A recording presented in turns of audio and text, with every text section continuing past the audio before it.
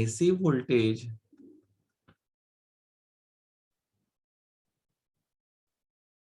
applied to series LCR circuit.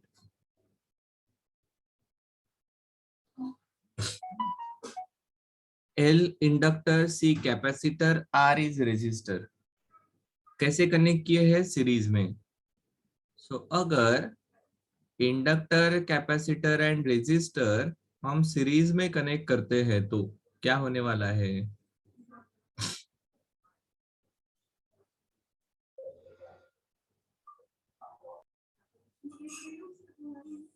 Inductor, capacitor and resistor इनको series में connect किया है और इसके अक्रॉस जोड़ दिया एक एसी सोर्स.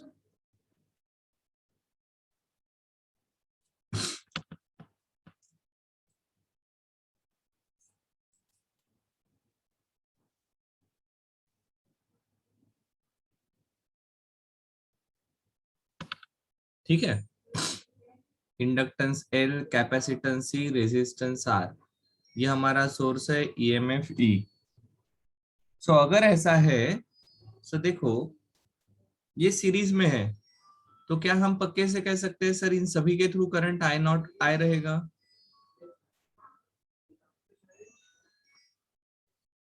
और potential difference will be addition of individual potential differences. ठीक है. सो ये है E इक्वल टू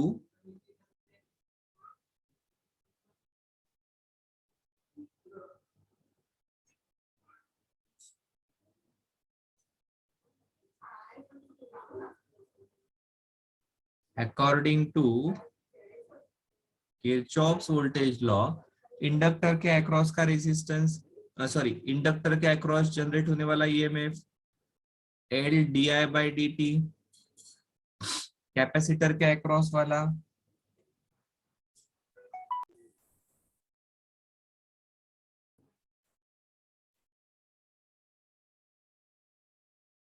सो देखो हम कहां पर थे?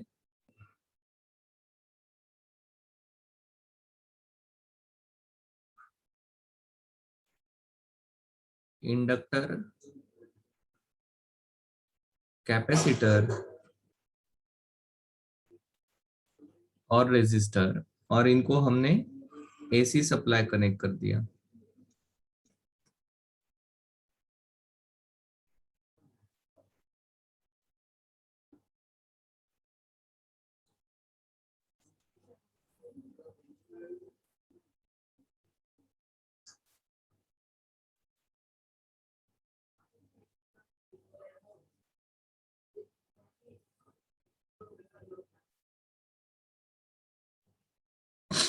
ठीक है. ये अगर हमने कनेक्ट किया है तो अभी हम देखेंगे कि यहाँ पर नॉर्मल सीरीज सर्किट है ना.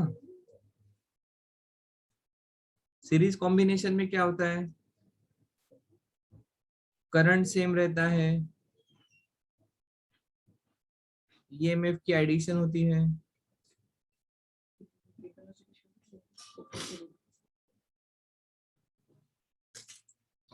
तो ये हो जाएगा इंडक्टर के अक्रॉस का L D I by D T, capacitor के अक्रॉस का क्यू बाय सी और रेजिस्टर के अक्रॉस का पोटेंशियल डिफरेंस रहेगा I into R equal to supply voltage रहेगा. हाँ सर बिल्कुल सही है. ठीक है. सो ये हमारा जनरलाइज रिलेशन हो जाएगा सीरीज एलसीआर के लिए.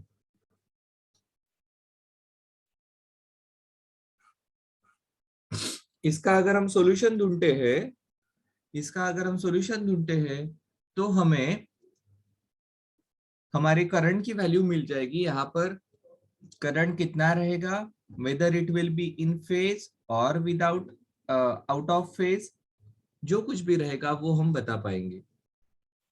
ठीक है. रिलेशन कैसे लिखा ध्यान में आया? टोटल पोटेंशियल डिफरेंस भी ये इनकी एडिशन रहने वाला है इंडिविजुअल्स की. ठीक है. सो देखो बड़ा अच्छा काम है।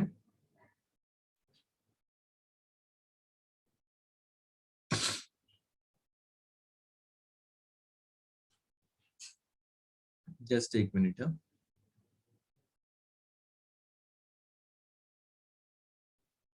हाँ देखो, सो ये हमारा जनरलाइज रिलेशन बन गया हमारे सीरीज एलसीआर का। अब इसे सॉल्व करने की दो मेथड्स है हमारे पास।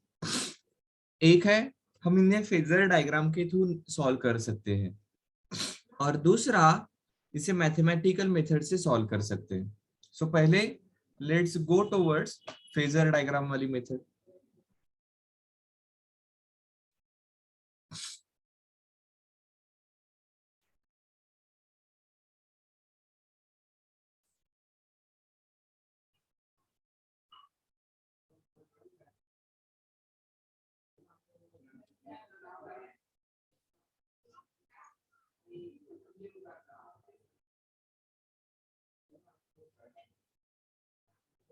सो देखो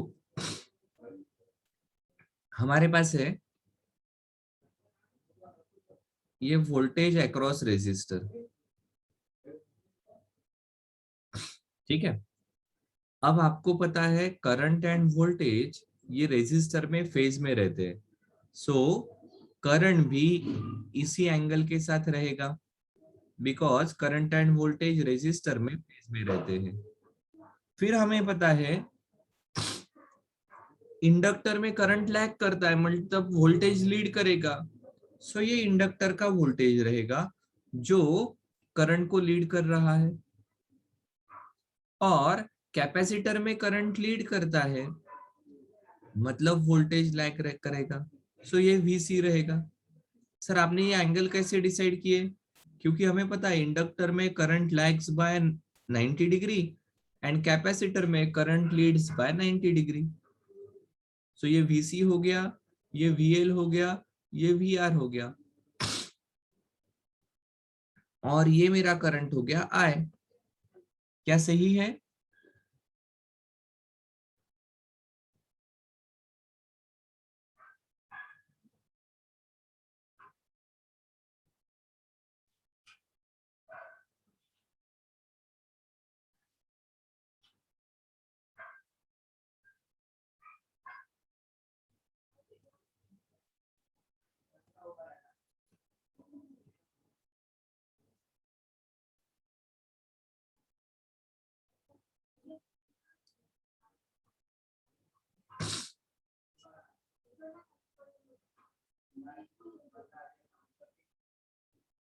current and voltage are in phase, इसलिए करंट यहां पर दिखाया है।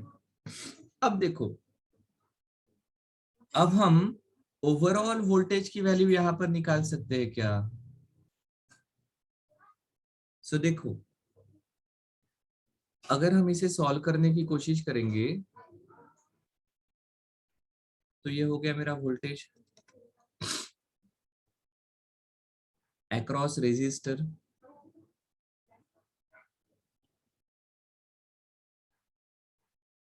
ये बन जाएगा मेरा VL माइनस VC,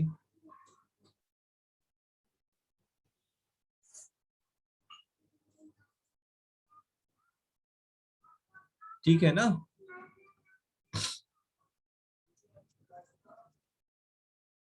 ये अपोजिट डायरेक्शन में है तो इतना पार्ट यहाँ से सब्सट्रैक्ट करना पड़ेगा। जो बचा हुआ पार्ट रहेगा वो VL माइनस VC करके हम VC माइनस VL करके यहाँ पर लिखेंगे, ठीक है। और फिर इसका जो रिजल्टेंट आएगा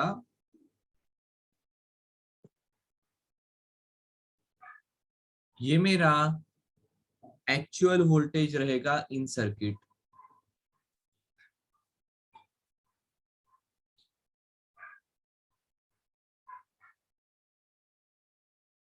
क्या सही है?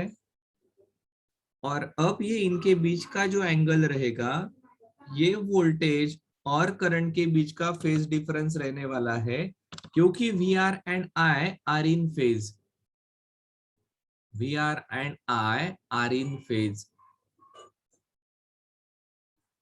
आया क्या ध्यान में?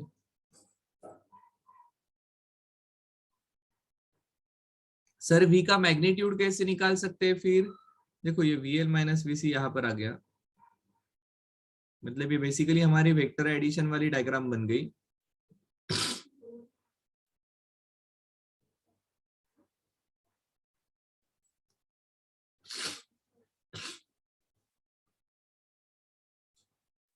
तो यहाँ पर हम लिख सकते हैं कि देखो, अगर हमारा करंट है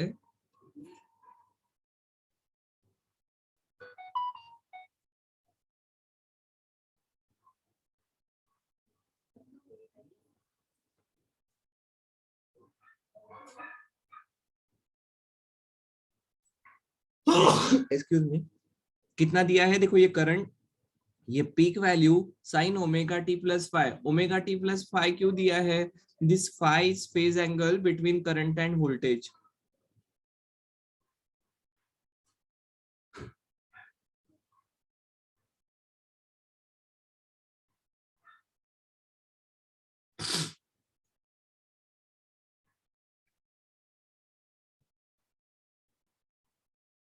ठीक है, अभी मैं वोल्टेज लिख रहा हूँ, V एंड I। सो अगर ऐसा है तो अब देखो, क्या मैं V की वैल्यू बता सकता हूँ क्या एक्चुअली? सर बिल्कुल बता सकते हो आप, कोई प्रॉब्लम नहीं। ये तीनों की वेक्टर एडिशन है, VR बार प्लस VC बार प्लस VL बार। क्या सही है? ये वेक्टर एडिशन है ना, VC प्लस VL अभी अपोजिट डायरेक्शन में है, इसलिए सब्सट्रैक्ट होकर छोटा बचा है, और इसे फिर इसका मैग्नीट्यूड निकालना होगा। तो आप कहोगे सर ये देखो, VR रेजिस्टेंस और VLVC इनके बीच का एंगल 90 डिग्री का है।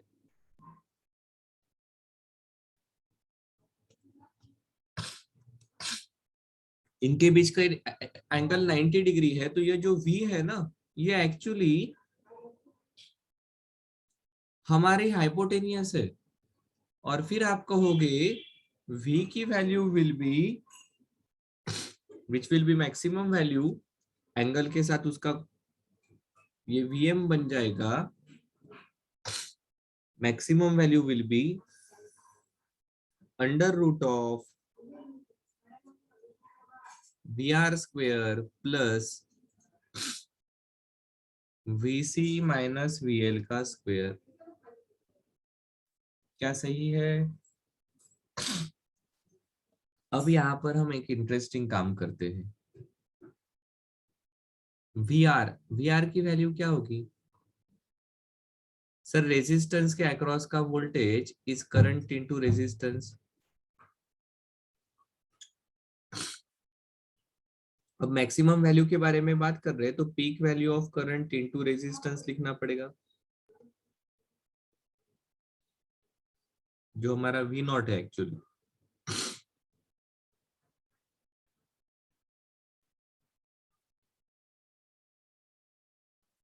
वीसी क्या आ जाएगा? वीसी आई नॉट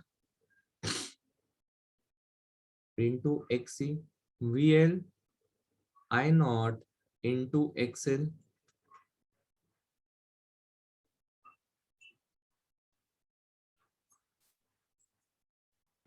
क्या यहाँ से कुछ कॉमन निकल रहा है?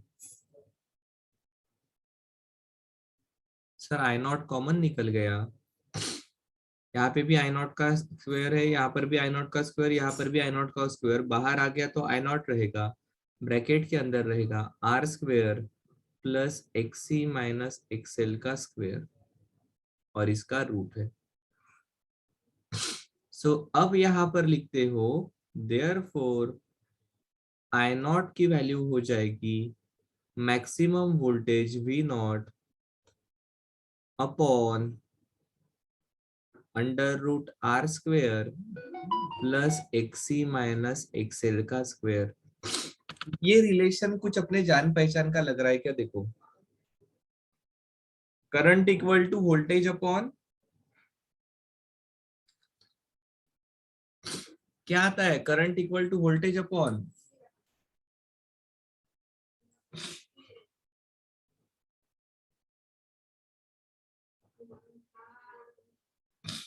क्या आएगा?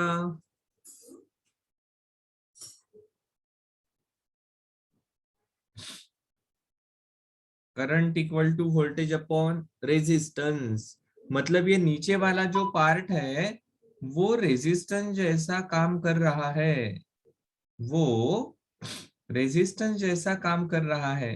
क्या सही है?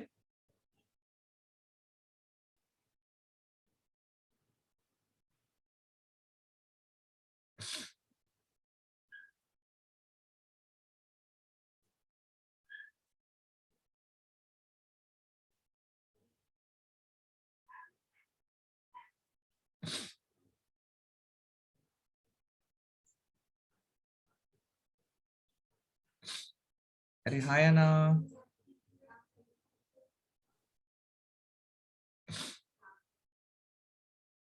हाँ सर, बिल्कुल सही है। सो ये नीचे वाला डिनोमिनेटर वाला पार्ट है, ये रेजिस्टेंस जैसे काम कर रहा है, and we can write current equal to maximum current will be maximum voltage upon Z, that is V naught upon under root R square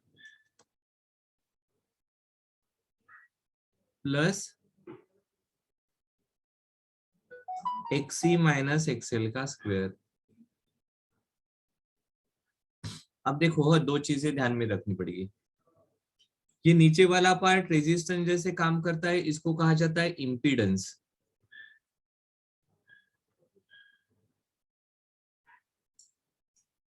that is overall resistance of series LCR circuit. ठीक है। दूसरा, ये XC minus XL चाहिए या XL minus XC चाहिए, ये depend करेगा VL and VC के वैल्यूज पर। कुछ भी हो, जरा देखो तो एक्सी माइनस एक्सएल का स्क्वायर क्या आएगा? फर्स्ट टर्म का square minus two XC into XL plus XL का square, and XL minus XC का स्क्वायर क्या आएगा? एक्सएल का square minus two XL XC plus XC का स्क्वायर। क्या दोनों में कुछ डिफरेंस है? कुछ डिफरेंस है दोनों में? सर कुछ भी डिफरेंस नहीं है। सो इम्पीडेंस पर इसका फर्क नहीं पड़ने वाला है, इम्पीडेंस के वैल्यूज पर इसका कोई फर्क नहीं पड़ेगा। सो ये बन जाएगा हमारा current equal to voltage upon impedance. ठीक है। ऑब्वियसली इम्पीडेंस का यूनिट क्या रहेगा, क्योंकि ये रेजिस्टेंस जैसे काम कर रहा है। और अब देखो, अब और एक इंटरेस्टिंग चीज है। क्या हमने हमारा ये ट्रायंगल बनाया था sir, V R V C plus V L upon V. अब इसको मैग्नीट्यूड के टर्मिनोलॉजी में निकालते हैं। ये ट्रायंगल ऐसा है, वी आर, ये वेक्टर एडिशन थी जो एक्चुअली सब्सट्रैक्शन है, और ये हमारा फाइनल वोल्टेज आया।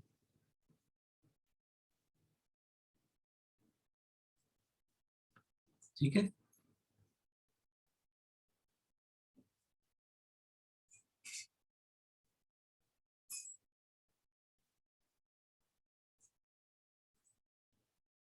अब इन सबको आई से डिवाइड कर दो तो देखो, वी आर अपॉन आई क्या आएगा?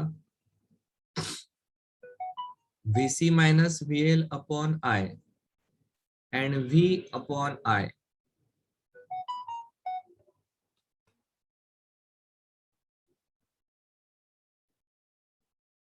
क्या आएगी values?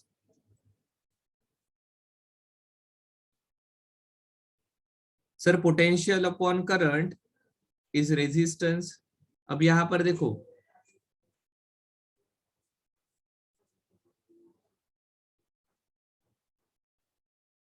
This is XC minus X है,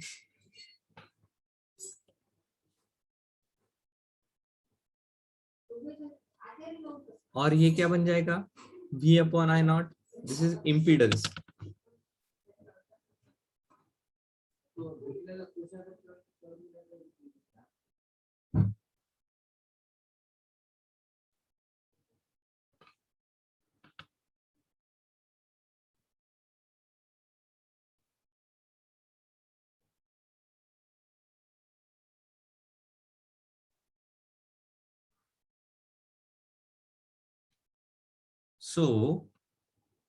अगर इन सभी को हम करंट से डिवाइड करते हैं तो तैयार हो जाएगा हमारा impedance triangle. VR upon R is resistance, this is XC minus XL, and this will be our impedance. इसे कहा जाएगा इम्पीडेंस ट्रायंगल।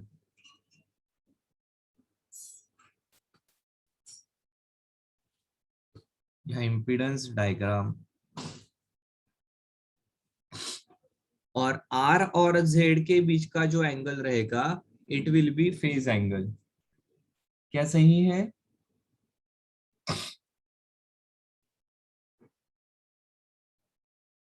और फेज एंगल में भी आपको ध्यान में आ जाएगा, if XC is greater than XL, phi positive रहेगा। ठीक है, and XL is greater than XC, XL is greater than XC, तो क्या होगा?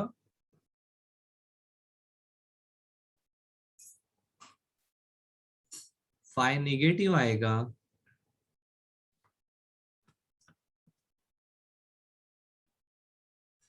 Circuit will be mainly inductive, phi positive, तो circuit will be mainly capacitive. क्या सही है?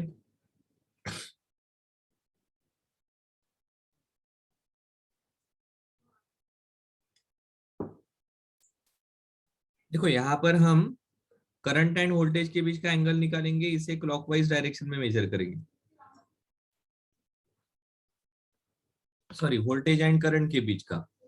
ठीक है, बिकॉज देखो शुरुआत में हमने ईएमएफ को ई नॉट साइन ओमेगा टी कहा है, करंट को लेते वक्त हम यहां पर कहेंगे अब now our current will be across resistance, मतलब current will be across resistance कहने की जगह ऐसा कहना चाहिए करंट एंड हमारा वोल्टेज अक्रॉस रेजिस्टर ये फेज में रहते हैं। सो ये अगर हमारा वोल्टेज है तो हमारा करंट ये फाई एंगल बना रहा है वोल्टेज के साथ। ठीक है, सो अब तक का हमारा फेज एंगल ये पॉजिटिव रहेगा। I naught sine omega T plus phi. ठीक है, और अगर ये एक्सेल की वैल्यू ज्यादा रही, एक्सेल की वैल्यू ज्यादा रही तो क्या होगा? एक्सेल की वैल्यू ज्यादा मतलब वीएल की वैल्यू ज्यादा, तो ये वी वाला इधर आएगा। सो एक्चुअल वोल्टेज इधर रहेगा और करंट इस साइड में रहेगा, और फिर हमें क्लॉकवाइज डायरेक्शन में जाना पड़ेगा, ये फाई को निगेटिव कंसीडर करना होगा। आया क्या ध्यान में? हाँ सर, बिल्कुल सही है, कोई प्रॉब्लम नहीं। सो ये हो गया सीरीज एलसीआर का सॉल्यूशन थ्रू फेज डायग्राम। बड़ा आसान है, जिसमें हमने एक नई प्रॉपर्टी लेबल की, विच इज, क्या नाम दिया है प्रॉपर्टी को हमारे? Impedance. Impedance is nothing but overall resistance या effective resistance of series LCR circuit. अब यहां से अगर आगे जाएंगे,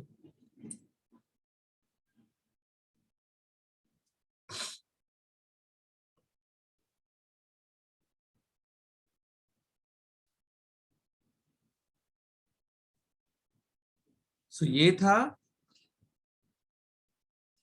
solution of series LCR through phasor diagram. अब कौन बाकी है?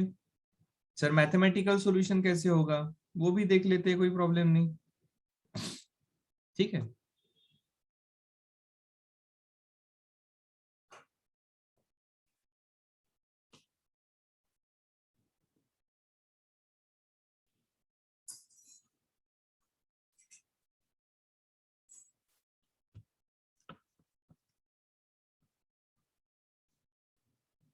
या इसे कह सकते हैं एनालिटिकल सॉल्यूशन।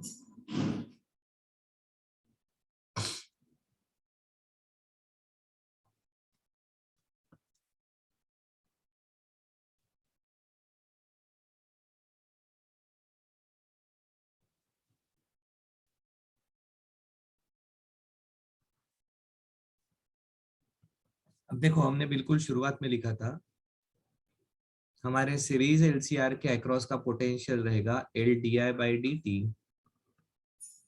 कैपेसिटर के अक्रॉस रहेगा Q by C plus I into R equal to V. ठीक है, ये v की वैल्यू हम लिख सकते हैं V M sine omega T. अब एक this is at any particular instant वाली कंडीशन है। ठीक है, एक एनी पर्टिकुलर इंस्टेंट पर हमारे सर्किट के अक्रॉस की कंडीशन क्या रहेगी। अब देखो, एक इंटरेस्टिंग चीज है, क्या मैं इस करंट को dq बाई dt लिख सकता हूं?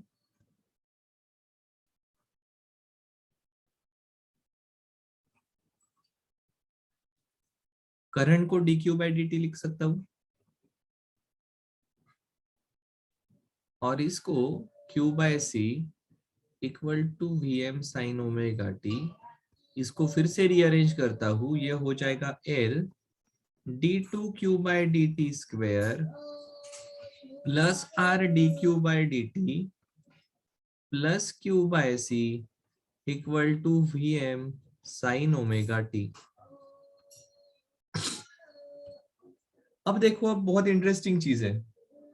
क्या इंटरेस्टिंग चीज है? क्या ये हमारे X square plus B X plus C equal to के ऐसा रिलेशन बन गया क्या? क्या सही है? सिर्फ ये किस में बन गया ये relation? This is quadratic equation of derivative. ठीक है, और ऐसा इक्वेशन हमने देखा है, कहां पर देखा है?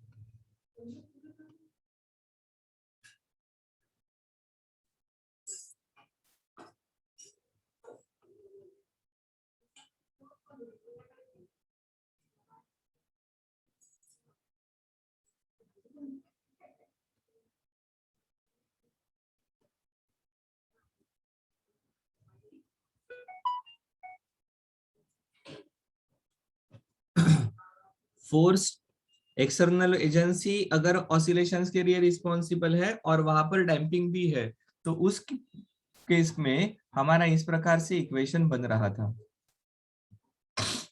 ठीक है, so this is very similar equation to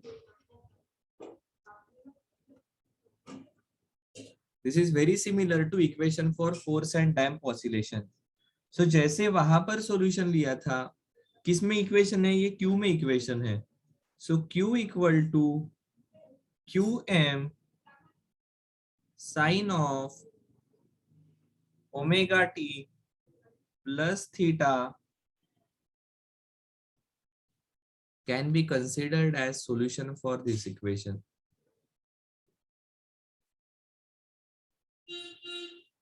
So इसको इस इक्वेशन में पुट करते हैं। देखो, Q की वैल्यू मिल गई, Q M sine omega T plus five,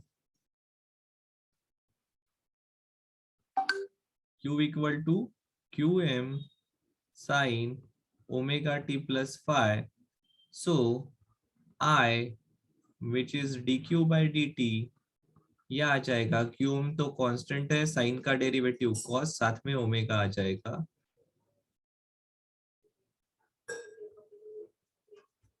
ठीक है, और D two Q by D T square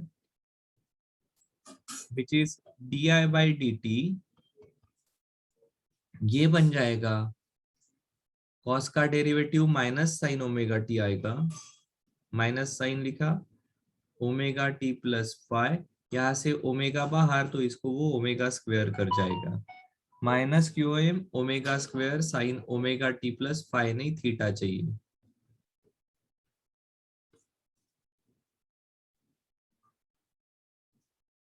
क्योंकि फाई हम फाइनल फेज डिफरेंस ले रहे।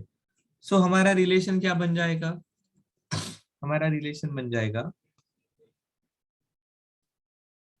L D two q upon d t square plus R D Q by D T plus q by C equal to V M sine omega t. So ये पूरा relation बन जाएगा, value put करता हूँ, L D I by D t मतलब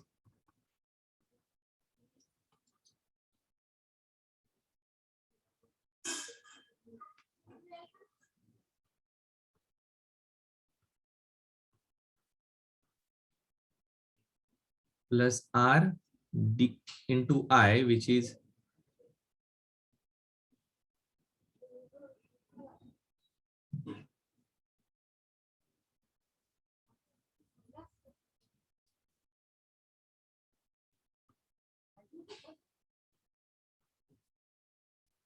plus Q by C मतलब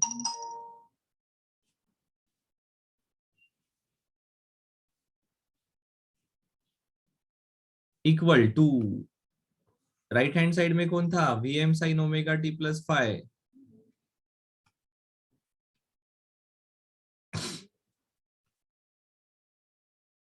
sorry right side में था V M sine omega T. Angle तो आई के साथ लगा हुआ है ना, थीटा तो यहाँ पर है, ये तो V M sine omega T है। ठीक है, अब देखो इसको रीअरेंज कर सकते हैं क्या? सो आपको ध्यान में आएगा क्यू एम सब जगह से कॉमन निकल सकता है, ओमेगा को भी हम कॉमन निकालते हैं। ठीक है, so Q M omega common निकला तो ये पहले ब्रैकेट में रेजिस्टेंस वाले में आ जाएगा R cos omega T plus phi. अब देखो क्यू एम ओमेगा बाहर निकल गया, ओमेगा माइनस ओमेगा एल यहां पर बचा,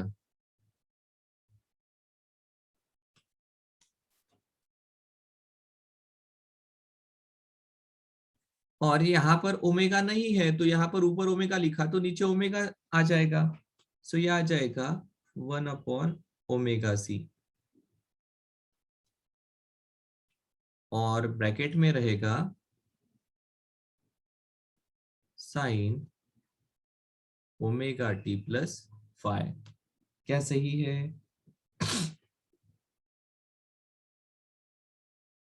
equal to V M sine omega t, but 1/ओमेगा सी माइनस ओमेगा ये एल आपको पता है, ये आ रहा है हमारा क्यू एम इंटू ओमेगा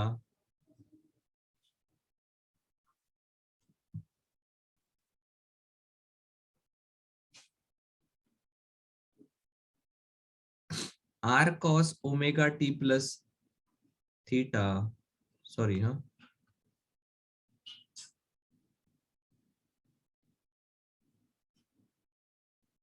ये थीटा है, प्लस 1/ओमेगा C is X C minus X L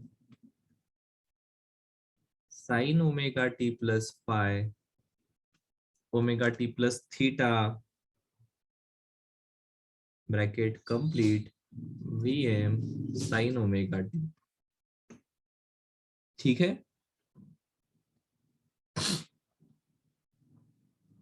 अगर सभी को z से डिवाइड करते हैं तो ये रिलेशन बन जाएगा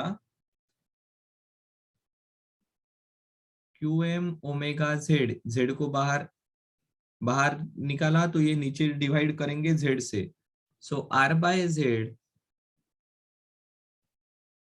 cos omega T plus theta plus X C minus X L upon Z sine of omega T plus theta equal to V M sine omega T.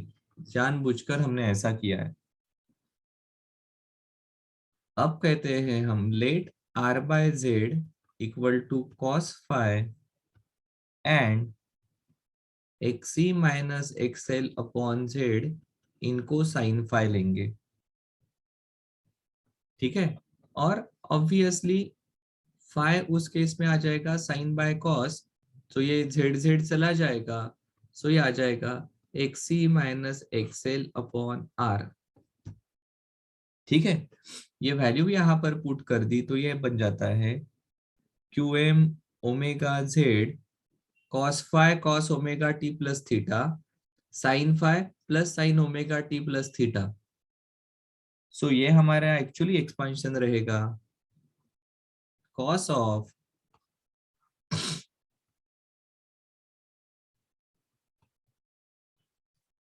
Of omega T plus theta minus phi का, which is equal to V M sine omega T.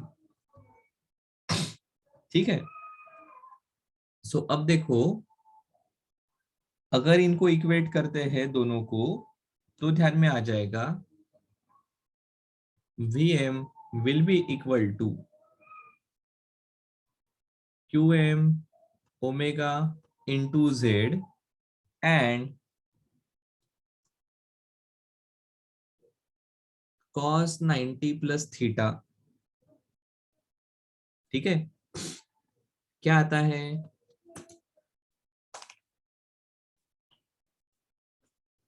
cos 90 plus theta, ये value आ जाएगी theta minus phi की minus pi by 2, या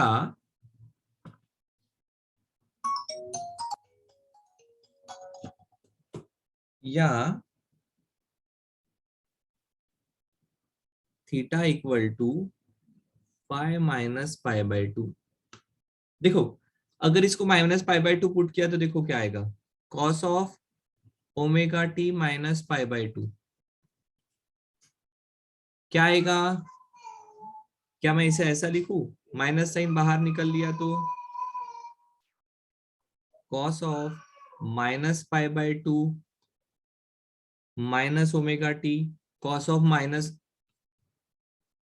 of minus theta is cos theta, so ये minus sign चला जाएगा and cos 90 minus theta क्या आएगा,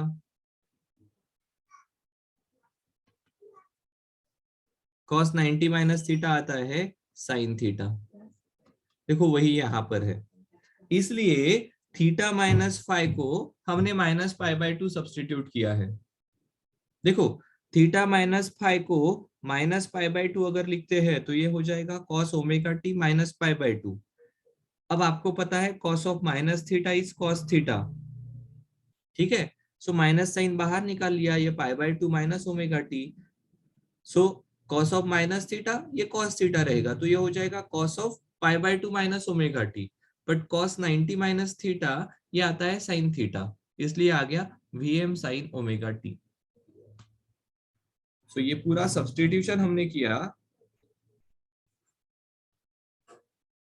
या इनको कंपेयर किया कि अगर एलएचएस और आरएचएस सेम है तो वीएम किसके बराबर रहेगा, क्यू एम ओमेगा जेड, मतलब वीएम रहेगा and omega T plus theta minus phi, मतलब ये वाला पार्ट रहेगा।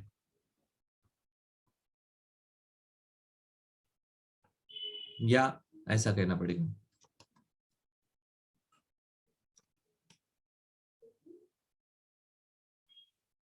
कॉस वाला पार्ट ये इस यहाँ पर साइन वाला पार्ट है।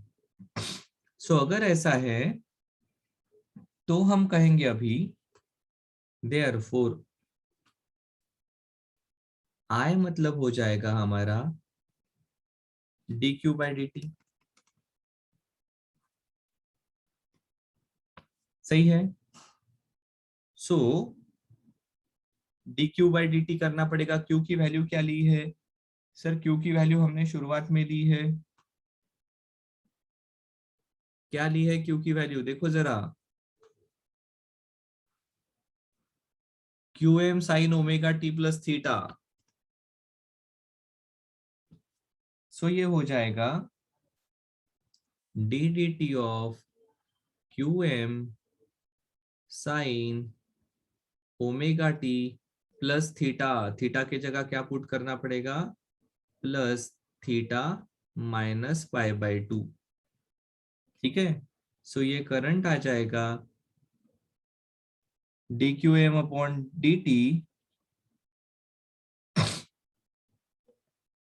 qm साइन का डेरिवेटिव कॉस आएगा, ओमेगा बाहर निकल जाएगा, qm into omega cos of omega T plus theta.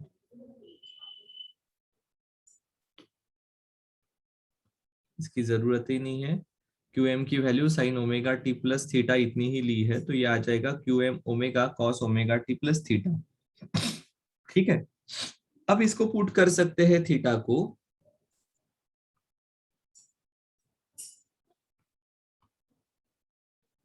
देखो हाँ ये बड़ा ट्रिग्नोमेट्री वाला पार्ट है। सो आई की वैल्यू हो जाएगी qm into omega, qm into omega क्या हो जाएगा, qm इंटू ओमेगा मतलब vm upon Z cos of omega T plus theta, मतलब अगेन वैसा ही कॉमन निकाल लिया, pi by 2 minus omega t minus five cos 90 minus theta is sine theta, so ये आ जाएगा vm upon Z sine of omega T plus five. क्या सही है, और where vm upon Z is your value of im। क्या सही है क्या,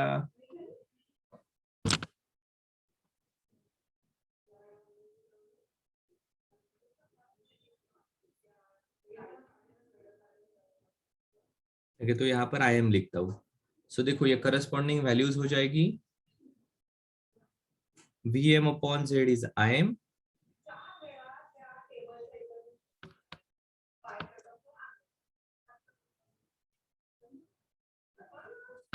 ये हो जाएगा करंट, क्या I am sine omega T plus five,